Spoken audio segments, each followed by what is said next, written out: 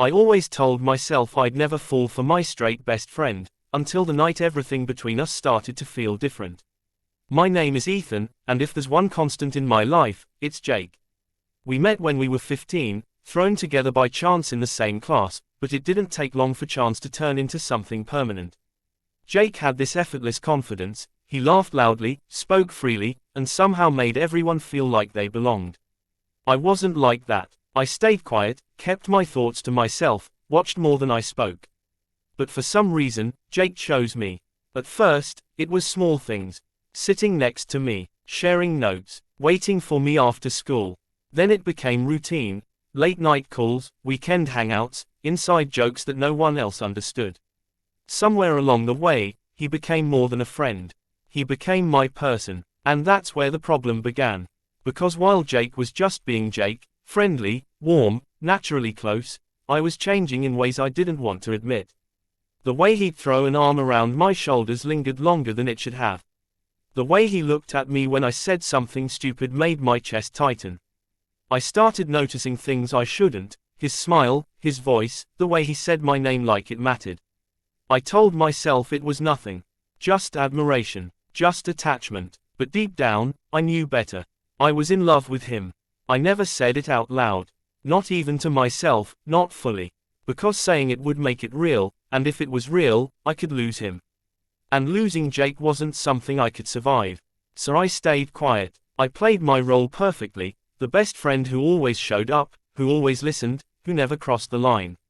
Even when it hurt, even when every laugh, every touch, every moment together felt like something more to me and nothing more to him. Then Maya came into the picture. Jake told me about her one afternoon like it was nothing. We were sitting on the hood of his car, watching the sun dip below the horizon, when he casually said, "I think I like someone." I felt it instantly, that sharp, quiet ache in my chest, but I forced a smile. "Yeah, who?" "Maya," he said, grinning in that way he always did when he was excited. "She's different, you know." Different. I nodded, pretending I understood, pretending I was happy for him. And maybe part of me was.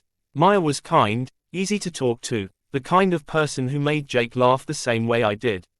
It made sense. That didn't make it hurt any less. As their relationship grew, I told myself things wouldn't change. That Jake and I were solid, unshakable. And in some ways, we were. He still called me late at night. Still showed up unannounced. Still looked at me like I was the one person who truly got him. But there were differences now. Subtle at first. He'd cancel plans sometimes, check his phone more often, mention Maya in conversations that used to belong just to us. And every time he did, I felt myself slipping into the background of his life. Still, there were moments that confused me. Moments where Jake acted like nothing had changed. Like when he'd lean too close while we watched a movie, his shoulder pressed against mine just a little longer than necessary. Or when he'd look at me, really look at me, like he was trying to figure something out but didn't have the words for it. Those moments kept me holding on. Because they felt like something. Even if I didn't know what. Maya noticed our closeness, of course. It would have been impossible not to. But she never seemed threatened by me. If anything, she trusted me. She'd smile when Jake talked about me, thank me for being there for him, like I was part of something good in his life.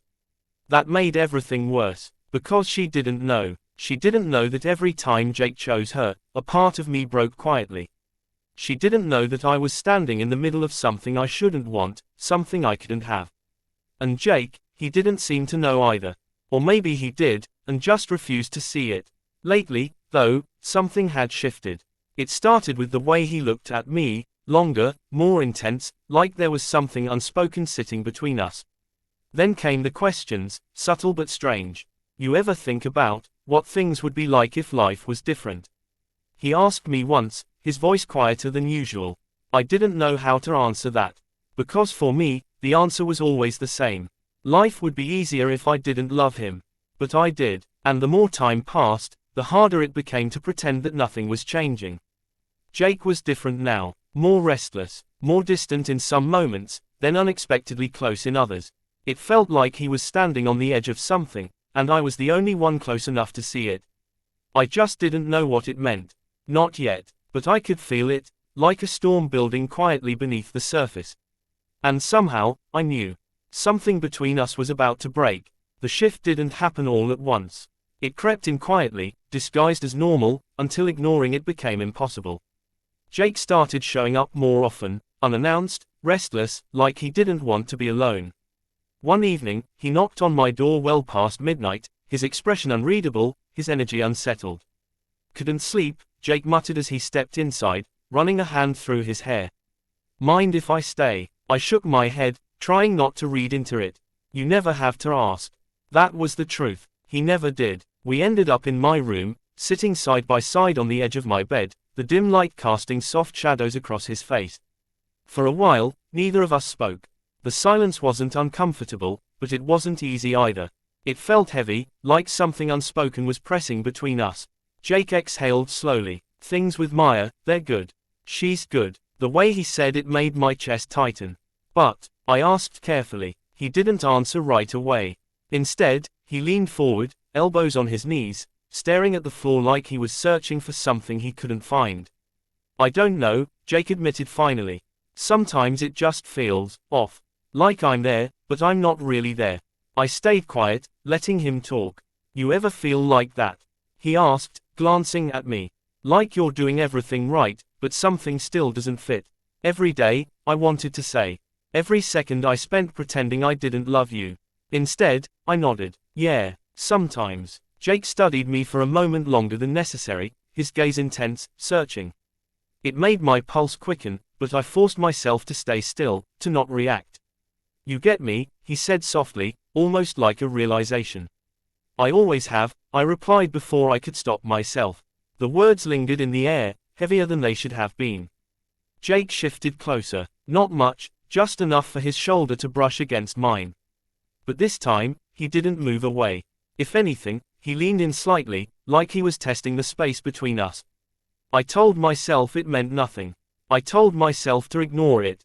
But then he spoke again, his voice quieter, almost uncertain. "Ethan, can I ask you something?" "Yeah, have you ever wanted something you weren't supposed to want?" My breath caught. For a second, I couldn't answer. The question felt too direct, too close to everything I had been trying to hide. I swallowed, forcing my voice to stay steady. "What do you mean?" Jake hesitated, his jaw tightening slightly. "I don't know. Just something that doesn't make sense.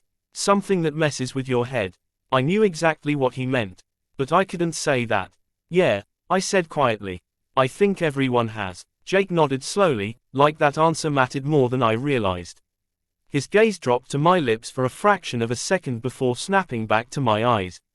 I noticed. I wasn't supposed to notice. The room felt smaller suddenly, the air thicker, harder to breathe. Every instinct told me to step back, to create distance before something crossed a line that couldn't be uncrossed. But I didn't move. Neither did he. "Ethan," Jake said again, my name softer this time, almost hesitant. Then, without warning, he reached for me. It wasn't rushed or careless. It was slow, deliberate, his hand brushing against my arm, his fingers curling slightly like he was afraid I'd pull away. My entire body went still, every nerve awake, every thought unraveling at once. "Jake," I started, but the words didn't come out right. Because in the next second, he pulled me closer. The distance between us disappeared in an instant. I could feel his breath, uneven and warm, could see the uncertainty in his eyes, the conflict written all over his face. And then, he kissed me. It wasn't perfect. It wasn't confident. It was hesitant, almost unsure, like he didn't fully understand what he was doing. But it was real, and for a moment, everything else disappeared. Every fear, every doubt, every reason this was wrong, it all faded beneath the weight of something I had wanted for so long it didn't feel real anymore. I should have pulled away. I didn't, but just as quickly as it happened, Jake froze. He pulled back abruptly, his expression shifting from confusion to something sharper, panic, maybe. His breathing quickened as he stood up, running both hands through his hair like he was trying to erase what just happened. I don't know why I did that," Jake said, his voice strained. That shouldn't have." I stayed where I was, my heart still racing, my thoughts completely scattered. "Jake, I'm not," he stopped himself, exhaling hard. "I'm not like that." The words landed harder than they should have. "Not like that." I forced myself to nod, even though something inside me cracked. Yeah, I know. Silence filled the room again, but this time it was suffocating. Jake avoided looking at me, pacing slightly like he didn't know what to do with himself.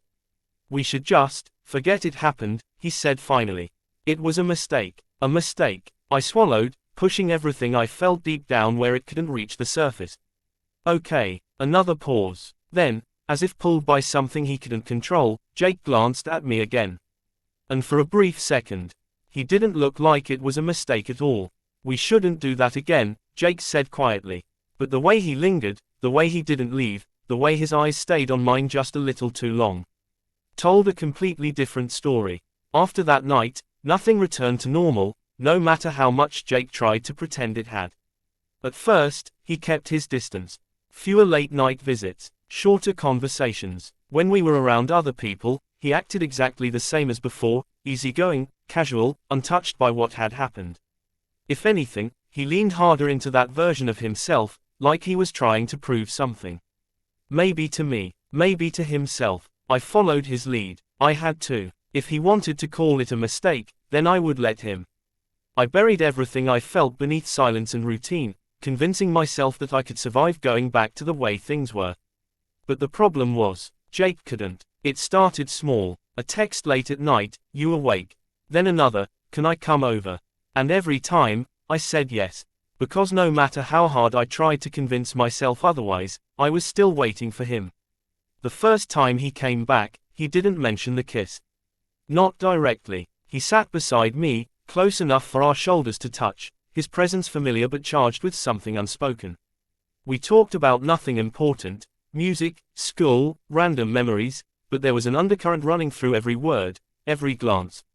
It felt like we were circling something neither of us wanted to name. Jake was the one who broke first.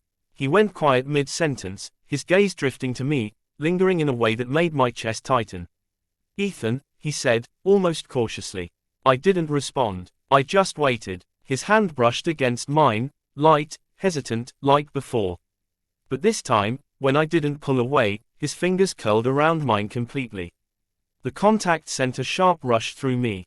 "Tell me to stop," Jake murmured, his voice low, conflicted. I should have. Instead, I whispered, "I won't." That was all it took. Whatever line we had tried to redraw disappeared completely. Jake leaned in again, slower this time, but with less uncertainty. When he kissed me, it wasn't accidental anymore. It was intentional, chosen, and I chose it too. From that moment on, everything changed. We didn't talk about what we were doing. We didn't define it. We didn't even acknowledge how wrong it was. We just continued. In private, always in private. Jake would still be with Maya during the day, texting her, meeting her, playing the part of a boyfriend who had everything under control. But at night, or in the quiet spaces where no one could see, he came back to me. And every time, it felt more complicated. He wasn't just physical. That would have been easier to understand. Instead, he opened up in ways I had never seen before. "I don't get why I feel like this," Jake admitted one night, lying back against my bed, his arm draped loosely across his eyes. "It doesn't make sense." I sat beside him, watching the tension in his expression. "You don't have to figure it out right now." "But I do," he insisted, dropping his arm and looking at me. "Because I have Maya, and he hesitated. "I have this, with you." The way he said this made my chest tighten. "You don't have to choose tonight," I said quietly, even though every part of me wanted him to choose me. Jake exhaled, turning his head away. "That's the problem. I feel like I already did." The words stayed with me long after he left. Because if he had chosen, then why did it still feel like I was the one hidden in the shadows? Maya started noticing the change. At first, it was subtle, questions about why Jake seemed distracted, why he cancelled plans more often, why he was suddenly harder to reach. She wasn't suspicious of me specifically, but she could feel something shifting. And she wasn't wrong. One afternoon, she caught me alone. "Ethan," Maya said, her voice gentle but searching, "can I ask you something?" I forced a neutral expression. "Of course." She hesitated, studying my face like she was trying to read something beneath the surface. "Jake's been different lately. You've noticed that too, right?" I nodded slowly. "Yeah, a little. Do you know why?" she asked. The question hit harder than it should have. Because I did know. I just couldn't say it. I think he's just stressed, I replied carefully. He'll figure it out. Maya held my gaze for a moment longer, then nodded, though she didn't seem fully convinced. Yeah, maybe. As she walked away, guilt settled heavily in my chest. She trusted me, and I was betraying that trust every single day. But even that wasn't enough to make me stop. Because every time I thought about walking away, Jake would pull me back in. A look, a touch, a quiet stay, and I always did. Until the night everything almost fell apart. Jake had just left my place, the tension between us still lingering in the air, when my phone buzzed. Maya's name lit up the screen. For a second, I considered ignoring it. But something in my gut told me not to. I answered. Ethan, Maya said, her voice quieter than usual. Not upset, not angry, just certain. I need you to be honest with me. My grip tightened on the phone. Is there something going on between you and Jake? Maya's question didn't leave room for escape. Is there something going on between you and Jake? Her voice was calm, but that made it worse. There was no anger to deflect, no accusation to argue against, just a quiet certainty that settled heavily between us. I couldn't answer, not because I didn't know what to say, but because every possible answer would destroy something. Maya, I started, but the word felt empty. She exhaled softly on the other end. Ethan, please. I'm not asking as his girlfriend right now. I'm asking as someone who trusted you. That word, trusted, cut deeper than anything else. I closed my eyes, my chest tightening as the weight of everything I had been avoiding finally caught up to me. There was no way to protect all of us anymore. Someone was going to get hurt. And maybe, they already had. Yes, I said quietly. The silence that followed was immediate and absolute. I could almost hear the moment her heart broke. For how long? Maya asked, her voice barely holding together. A few weeks, I admitted. My honesty felt cruel now, but anything less would have been worse. Another pause. Does he feel the same way? She asked. I swallowed hard, thinking of Jake's hesitation, his contradictions, the way he held me close only when no one else was watching. I don't know, I said, and that was the truth. Maya let out a shaky breath. I think you do. The call ended shortly after that. No yelling, no dramatic goodbye, just quiet devastation that lingered long after the line went dead. I didn't have time to process it. Because Jake showed up less than 20 minutes later. He looked panicked, his movements sharp and restless as he stepped inside without waiting for an invitation. Maya just called me, Jake said, running a hand through his hair. She asked me about you. About us. The word sounded foreign in his mouth. I studied him carefully. And what did you say? Jake hesitated. That hesitation told me everything. I told her there's nothing going on, he said finally, his voice uneven. I told her she was overthinking. Something inside me sank. You lied, I said, not accusing, just stating it. I had to, Jake shot back, his frustration rising. What was I supposed to do? Just ruin everything. I stared at him, disbelief mixing with something sharper. Everything is already ruined, Jake. He fell silent, the truth of that settling heavily between us. For a moment, neither of us spoke. Then Jake stepped closer, his voice dropping. We can fix this. I let out a quiet, humorless breath. Fix it how? We just stop, he said, though the words sounded forced. We go back to how things were. I focus on Maya. You and I, we just forget this ever happened. Forget, like it was that simple. Can you do that? I asked, holding his gaze. Jake didn't answer right away. His silence was louder than anything he could have said. I didn't think so, I murmured. He looked away, tension evident in the way his jaw tightened. I don't know what you want from me, Ethan. I want you to be honest, I said, my voice steady despite everything unraveling inside me. For once, just be honest. With me, with her, with yourself. Jake's expression shifted, something raw breaking through the confusion. I am being honest. I don't understand it. That doesn't mean you get to hurt people while you figure it out. The words hung between us, sharp and undeniable. Jake flinched slightly, like he hadn't expected that. I never meant to hurt anyone, he said quietly. I know, I replied. But you did. Another silence followed, heavier this time. Jake's shoulders dropped, the fight draining out of him. So what now? It was a simple question. But the answer felt impossibly complicated. I thought about Maya, her quiet voice, the trust she had placed in me. I thought about myself, about how long I had lived in the shadows of something that was never fully mine. And I thought about Jake, standing in front of me, still unsure, still caught between who he was and who he was afraid to be. For the first time, I saw everything clearly. And clarity hurt. "We stop," I said finally. Jake's head snapped up. "Ethan, we stop," I repeated, firmer this time. "Not just pretending. Not just hiding it better. We actually stop." His expression tightened. "You don't mean that." "I do." "Why?" he demanded, frustration creeping back in. "After everything, after what we have, you're just going to walk away?" The question stung. Because what we had felt real. But feeling real didn't make it right. "Because this isn't enough," I said quietly. "Not like this. Not when it's a secret. Not when someone else is getting hurt." Jake stepped closer, his voice softer now, almost desperate. "It doesn't have to stay a secret." Hope flickered, brief and dangerous. "Then tell her," I said. He froze. "Tell her the truth," I continued. "Tell her about us, about how you feel, and then decide what you actually want." Jake didn't move, didn't speak, and in that silence, I got my answer. The hope faded just as quickly as it came.